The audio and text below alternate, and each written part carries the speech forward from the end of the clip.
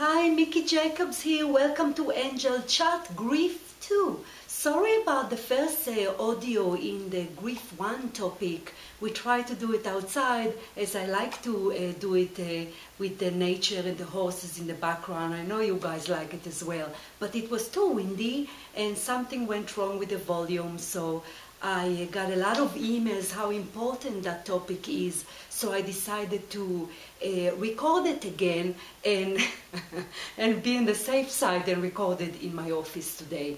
But of course next time we're going to go back and record it again in nature, so you'll enjoy the scenery and our beloved horses in the background. So what I'll do today, I'm going to probably repeat some information for those of you that listen to Grief 1, and I'm going to add a little bit more information, and that would give me the opportunity to kind of apply more concept and a little bit more information, so you'll have more to learn from. So first of all, I wanted to kind of express why it is that I choose this topic. Obviously, this is an important topic with the work I do. I deal with grief. This is just part of my work. But also specifically nowadays, it's appear that people are grieving more, they are hurting more, or the grief prolong. And that is because life is difficult for us. You of course heard me talk about it over the topics, over the months, that it is very hard for us human beings on planet Earth. We kind of confuse in a lot of different changes that going on for us as a species and in our individual's life. So when obviously when life is hard, then we miss our loved one more, which why grief is more intense, which is why we kind of having a hard time shaking the sadness, regardless of how long since the departed loved one has passed away. So that's what I thought I'm going to talk about grief and give you some information. So because life is hard, because grief appears to be more intense now, it is very important, as I spoke in the Grief 1, to apply concept of spirituality to your grief. What does that mean specifically? It means that you understand, you know, you have faith of the continuation of the soul after the death of the physical body. Of course, I understand that while you're in grief, or of course if the passing is fresh, of course it's difficult to think about it or know about it. We're human beings, and to lose someone, I mean, it's horrible and tragic, of course. However, you cannot win, if you will, you cannot overcome a grief unless you apply spiritual concept, unless you kind of express your spirituality, because grief, like any other loss, if it's a financial loss or divorce or any other severe loss, it's your spirituality that would help you. So the concept means, as I just said a few minutes ago, you know where your loved ones are. You know that they are not there in the grave, that the soul is a free energy, that once the body ceases to exist, the soul exits and go back to the spirit world. So how do you apply that concept? You learn about spirituality, you study about spirituality, or more so the concept of the continuation of the soul after death. You meditate, so you feel yourself connected to your soul, which is who we truly are, of course, not the body and the personality and the ego, which is just a byproduct of our life on planet Earth. So first and foremost, you know that they're not gone. You know they're right there, and they are. Our loved ones in spirit are very much involved in our life all the time, specifically if they just crossed over, meaning if we're in the process of a fresh death. So they're with us when we plan the funeral and their memorial. They're with us when we grieve. They're with us when we have a hard time. As the years go by, depends on our severity of grief. Our loved one in spirit indeed go in and out of our life, if you will, because when we are in the spirit world, we continue to grow. This is the nature of our soul, like the source, always expand, always growing. So that does not mean that they're not with us, but they're in and out of our life. But as long as we call on them, as long as we need them, as long as we miss them, they are always there. They watch over us. They're extremely influential in our life. They give us signs all the time, physical signs. It's just us, of course, when we grieve, we block, we don't believe, we don't recognize the signs. So when you start to open yourself up to the spiritual concept that, of course, the soul is continue on and went back home, then that by itself would lessen the pain that, of course, where are they? You know, they were with us one day and the other day they're gone. They're not gone. They're just behind the veil, as I like to call it in my work.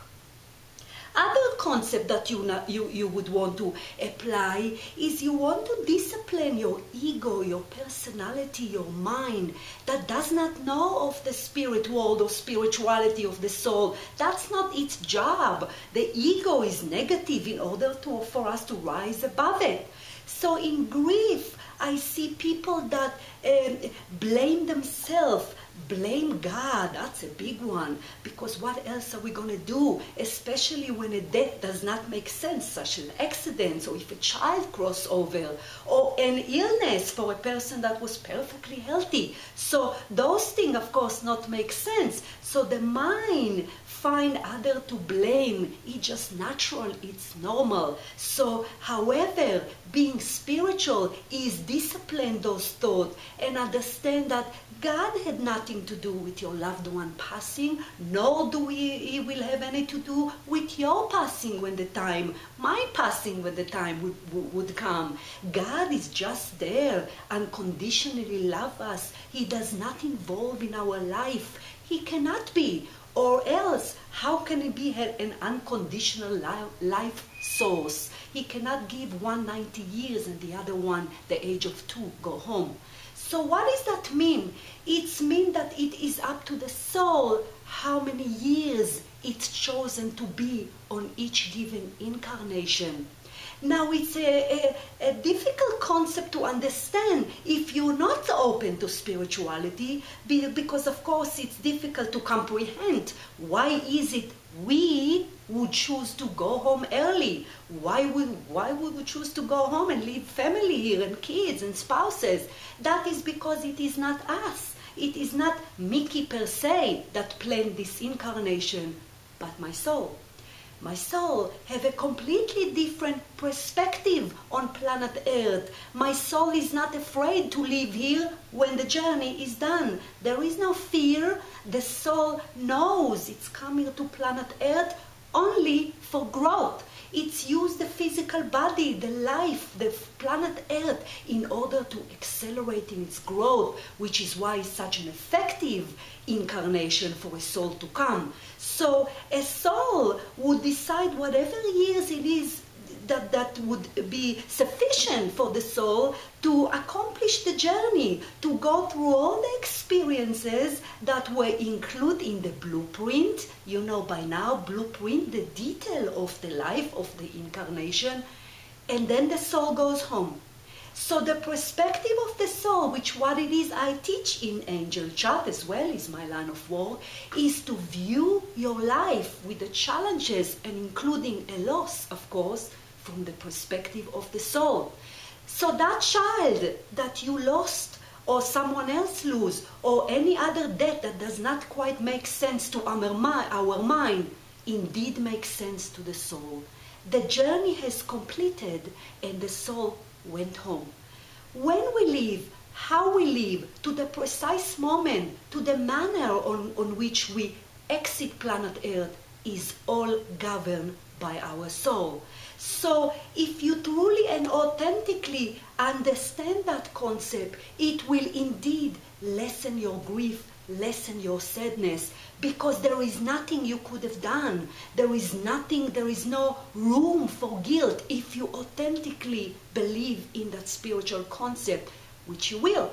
Because if you're spiritual, you should apply those concepts to your life. So there's nothing you can do. You could not prolong the life. It's the soul of the person that was done with its journey. We don't know why. Even as a medium, people come to me, why the person left so early? Sometimes there are answers, sometimes there are not. When you're going to cross over, whenever the time you'll come, you will meet your loved one. They will come and they will welcome you along with pets and spirit guide, and then you will be able to see the bigger picture as to why your loved one left you early or at any age. So believe it to be so. Discipline your mind by observing the negative internal thoughts about guilt and about was it my fault, or even thoughts such as I should have not fight with them so much, I should have loved them more. Yes, of course, that is a lesson that you want to do anyway, but that's not why they left. And they're not mad at you. The spirit world, we're back in our energy being. There is no mad, there is no angry, there is no blaming, because we leave the ego behind. Spirit world is all about goodness. Your loved ones are in peace and happy, regardless of how they cross. Obviously, I see a lot of difficult passing with illnesses and accidents, and it is the choice of the soul. Being said that, I like to always tell people that does not mean we sit and do nothing about our life because we believe in a concept that the soul indeed chose the time of death. Of course we value life. That is precisely why we value life, because we know there is a certain amount of time in which our soul is here. And if you are still here, there is a reason why you are still here. So look around, learn from your challenges as well as from your loved one that cross over. Learn for it, don't feel guilty, but value life. Watch over your life. Do not do silly things such as drive fast or doing drugs or alcohol or any other example that might shorten your life. Do not destroy your physical body because it's the vehicle of your soul. So the point on that is when you switch the concept of spirituality as to why awful tragedies happen that do not make sense to our mind, it makes sense. There is no one die in vain underneath the chaos and the things that don't make sense to us, not only in death but in everything. I mean, look around the globe. It's look chaotic. It is not chaotic. Even the challenges are there for a reason. So certainly a loss, even of a child, there is always some sort of a lesson that the soul was chosen to learn. Maybe to teach parents, maybe to teach the loved one, maybe the soul needed to adjust its energy, meaning pay back karma. It is not a bad thing. It's what it is. There's no good. It's not bad. It's just what it is. We live when our journey is done. Other than that, watch over your life. Make the best out of life. Appreciate your loved one. Celebrate their life. Remember good times with them, not the day of their death, not when you observed them perhaps when they were dying or going through the transition, when they were happy, when they were in peace. They're right there. That's what they want to hear. They want you to apologize perhaps if you did something to them that you didn't mean to. You're a human being, the way they used to be. So celebrate their life. They don't like us to have sad funerals and pay too much money about certain stones and grave. They want us to have good memory of them, cherish them, call on them, put picture of them, wear something of them. They like that because those call connectors. So cherish them and send them in peace. You don't want them to see you grieve over and over, year in, year out. I have people come to me and they grieve from 20 years about their loved one, and I see the soul asking them to move on, telling them we are happy and we are in peace. Move on with your life. Find someone to love. Give your life to someone else. And the time would come where we will meet again. So I hope that helped you a little bit. I really do. I have great compassion for those who lose a loved one. Of course, that is my life purpose, to help. So apply the information to your life. Open your mind to the possibility of those concepts. And I hope and I wish you well if you grieve over someone that you love. Thanks a lot, everyone. Next time we'll see you again outside with my horses. Bye.